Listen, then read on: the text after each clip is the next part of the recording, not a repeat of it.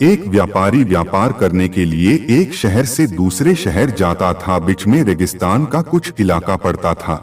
वह आदमी एक नेगेटिव सोच वाला इंसान था। हमेशा शिकायत करता रहता था कि मेरे पास ये नहीं है, वो नहीं है, इसकी कमी है, उसकी कमी है।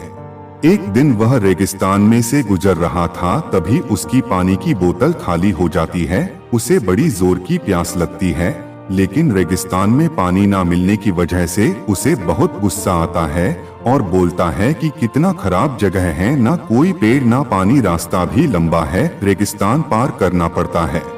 तभी आसमान की तरफ देख करके कहता है कि भगवान, ये कैसा जगह बना दी है आपने। अगर मेरे पास में बहुत सारा पानी होता, बहुत सारे संसाधन होते, तो इस जगह पर हरियाली कर देता, बहुत सारा पेड़ लगा देता।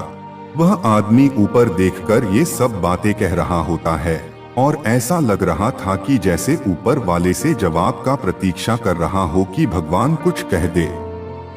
अब चमत्कार ये हुआ कि वह जैसे ही नीचे देखा, उसे अपने आंखों के सामने एक कुआं दिखाई दिया। वह पूरी तरह से घबरा गया, क्योंकि उसने कभी भी उस रेगिस्तान में कुआं नहीं देखा था। वह कुएं के पास पहुंचा और देखा कि कुआं पूरी तरह पानी से भरा हुआ है, परंतु वह आदमी नेगेटिव सोच वाला था और हमेशा शिकायत करता रहता था। और फिर से आसमान की तरफ देखते हुए बोला, भगवान, पानी से भरा हुआ कुआं तो दे दिया, लेकिन पानी निकलूंगा कैसे।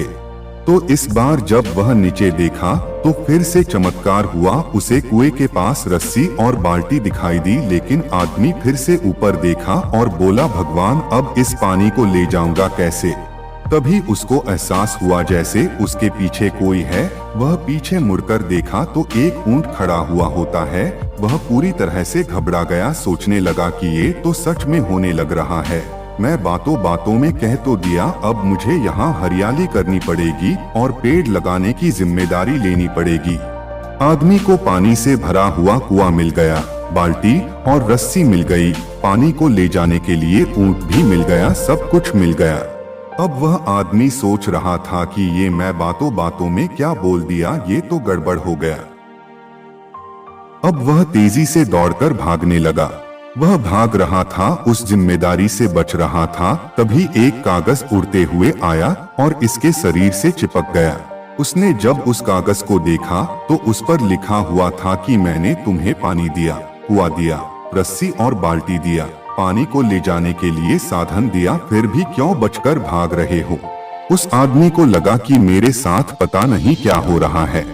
वह दौड़ते दौड़ते रेगिस्तान को पार कर लिया, लेकिन उस रेगिस्तान को हरा भरा नहीं बनाया। यह कहानी हमें सिखाती है कि हम में से बहुत सारे लोग ये कहते हैं कि बड़े स्कूल में पढ़ लिया होता या बड़े कॉलेज में चला गया होता तो ये कर लेता, अगर मेरे पास बहुत सारा पैसा होता तो ये कर लेता, मेरा बॉस मेरा साथ नहीं देता है, नहीं तो मैं पता नहीं क्या कर देता। हम हमेशा शिकायतें ढूंढा करते हैं, अपनी जिम्मेदारी से बचकर भाग रहे होते हैं। ये कहानी हमें सिखाती है कि लाइफ में हम जो कुछ भी कर रहे हैं, 100% जिम्मेदारी हमारी है कि उस काम को बिना किसी शिकायत के पूरा करे। तो दूसरों पर दोष देना, उनकी गलतियां बताना बंद कीजिए, अपनी गलतियों को सुधारना शुरू कीजिए।